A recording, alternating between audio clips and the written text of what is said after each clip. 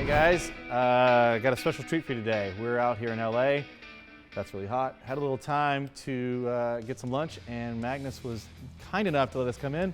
It's my good buddy Magnus Walker. Good afternoon. We're gonna do a little tour and see his toy box, because what the fuck else are we gonna do today? We're just killing time, kicking tires, and telling stories about Fort Worth, Texas, but we'll get to that later. The Cowboys. And you were a freak in Fort Worth. I can't fathom this. Real Cowboys wear Wranglers. This is what I've discovered. Wrangler butts drive me nuts. Well, oh, that's a good one. Yeah. That's actually a pretty good one. It's like you're a poet, you don't even know it, but you're going to show it.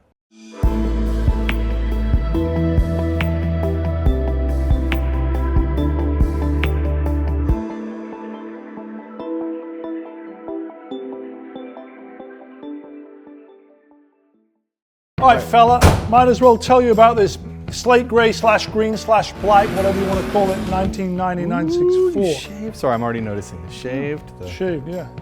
Yeah, most people start here and notice these louvered fenders, which was a project Rod Emmer and I did. Oh, really? Right. Yeah. Okay. So this car's got a lot of details. It's a car I finished back in 2015. I would say it's the most performance-orientated car that I've built. But the goal here on the 964 chassis was to keep 964 DNA, not do a backdate wide-bodied conversion, but keep 964 DNA, but sort of include everything from 356 to roof yellow bird, and then add some of my own touches like the individually louvered steel fenders, the gas cap filler that goes through the fender.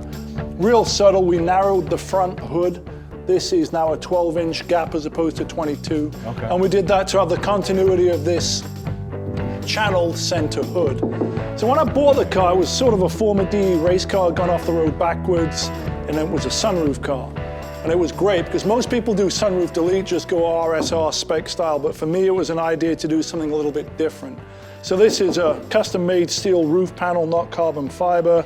Then we got rid of the rain gutter, slightly stretched the fenders, but kept it narrow bodied, kept the 964 big bumper, big side rocker, and rear bumper. But these headlights are different, right? These are the older these headlights. Are older early headlights, good eye. Yeah. Something else I did that most people don't even notice, early short wheelbase mirror. I saw that, And then if you open it up, this is perhaps the only 964 with manual window and crank. Oh yeah. And believe it or not, what's pretty interesting is they came straight out of a, believe it or not, 65 912, just dropped right in and bolted right up. And everything was there. And I really like the chrome window treatment, which 964s, that didn't happen. This was anodized, yeah. So it's all black. Right? I actually stripped them and just polished it. Yeah, okay. Well, this just shows that Porsche had not changed the interior door pressing on the skin for the first 30 years of production. I love that. So this was all about lightweight saving, but wrapped up in a sort of subtle outlaw slate gray color compared to my usual sort of boy racer stripe color combos.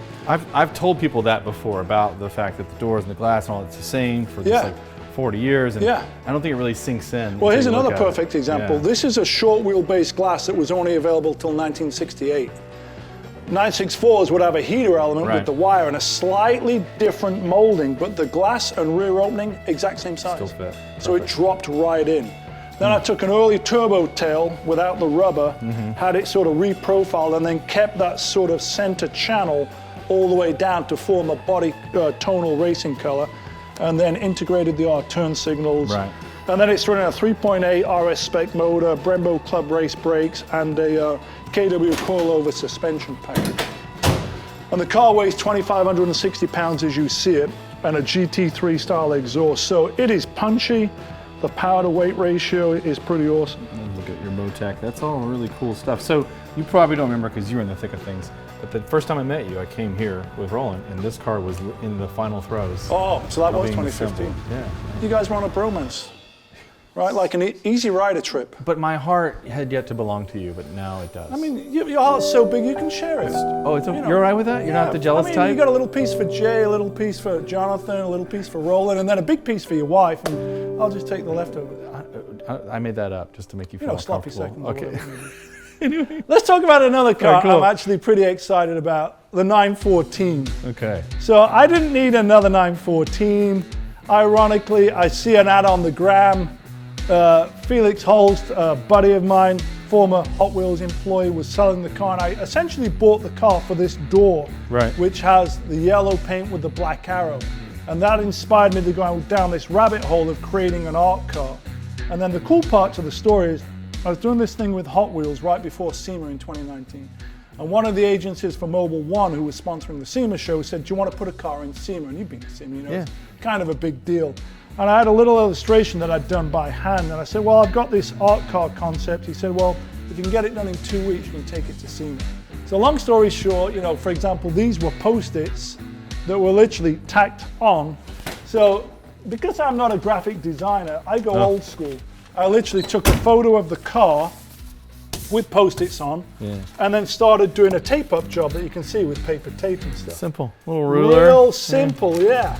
And then Felix, who I'd bought the car from, who was a graphic designer, him and I kind of mapped it out exactly the way you see it. Okay. But the moral to the story is, we spent 3 days doing it, about $500 of materials, and then we took it to the biggest show in the country, the SEMA show, displayed it on the Mobile One booth, and it got a boatload of attention. And as you know, SEMA is usually more about big budget, high shiny builds. Sort of the goal here was, you know, as if this had been a race car that had gone through a lot of different liveries, which they all do. And then, you know, ran hard, got parked up in the desert with a tarp on it and paint faded. And it was sort of a pop-art Britpop car, mod inspired by the original Arrow coming into the Union Jack. So the goal was to sort of incorporate, you know, rule Britannia. We all fantasized about getting a 914 because this was at the, you know, back in the 90s, the most accessible, 80s and 90s, accessible Porsche you could buy. But they were scary to a degree, you know, and I don't know why. I used to think it was really small inside, but it's really not. There's plenty It's got of more room room than the 911. Well, from the seats forward anyway. You know what's really weird about a 914 is, once I was at Laguna Seca, Monterey Historics, and there was a 917 parked next to a 914. And you realized? The 917 wasn't much bigger than the 914. No, it was a little bit longer, but the footprint and wheelbase and height, pretty compact. Still one of their most impressive cars. All right, what do you want to show me next? Let me show you this, because you asked about it earlier, the 67S, the year I was born. This was the first car that we did the louvered fenders on, Rod and I. It's, at one time I owned 5 67S's. This one's my R-inspired streetable track car. It's so clean. Yeah, it's pretty clean. This one's, you know, actually not been on the street much because the motor's not in the car. So. I forgot about this. The smuggler's box, yeah. I forgot about that. That's where you smuggle all your drugs back in the day, or where the Webasto heater went. So short wheelbase car, integrated turn signals on the front, integrated turn signals on the rear, similar to the 964, louvered deck lid. With that tight bumper. Yeah, narrow body. This is short wheelbase, narrow body, and then if you check out the inside, it's got the pretty cool punk rock interior, close ratio custom gears, limited slip differential. Rolling on my own set of 15 by 7 inch Outlaw wheels, shot in 225, 45, 15 Hoosier tires. It's got a bit of a rake right now. Got a bit of a rake because once this short stroke 2.5 twin plug motor that dynoed at 271 horsepower goes into the back of that. Now 271 horsepower in today's world is not much, but running on regular pump gas, naturally aspirated, non-turbocharged, revving to 8,600 RPM in a car that weighs about 2,000 pounds. With no aero, and no double wishbone fancy steering or downforce like the new GT3. Or any electronics whatsoever. So new GT3, right? It's got 502 horsepower, full aero, wide body, double wishbone suspension, tons of downforce. This is narrow body, no aero, similar power to weight ratio. Really? 271 it's horsepower. Really close, yeah, I can see that, yeah. And that'll be takes a lot more skill to drive. Yeah, because there's not a lot of stick and no aero and short wheelbase, things get twitchy. And get really interesting. And I've heard these motors at that RPM. It's just this addicting. Screams, it's sounds, really revvy. Like I say, revs to 8,600 RPM. So you need a lot of open road to actually, you know, max out, mash the pedal. This is a cool car, Rockabilly J. I don't know if you know him. No. This was his first Porsche. He bought it as sort of a basket case car. I ended up giving him the front bumper off of one of my cars, and he customized it, added his own personality. So you're helping him? Well, ironically, I owned the car. He sort of needed to let it go a few years ago. Okay. And I didn't necessarily need another similar car, but it was kind of right time, right place, helping a buddy out. Yeah. And this is perhaps the only car I currently own that I actually didn't really build. It looks like you, though. Yeah, it looks like me. So anyway, now we're merging into this sort of garment area. How the castle was built. Yeah, this is the sewing machine where, you know, I've been or was making my face masks. Safety first. and all that Maybe good. maybe not make it anymore. I'm still making Could be them. the end of it. So, yeah, it could be the end of it. I I mean, need a custom Magnus Walker. well, we got a little time. Takes about 10 minutes. Not that we need to go on for a long time, but I don't think a lot of people know what put you in this building, or what it was. Like, people maybe are forgetting what Serious Clothing was. Yeah, Serious Clothing was a rock and roll clothing brand that I formed on the boardwalk in Venice in 1994. So we're going back a long, long time. Yeah. And we did outfit everyone from Alice Cooper to Madonna for a certain period of time. We wholesaled. We had a retail store on Melrose. And this warehouse was sort of where most of that activity took place. This was a design table right here.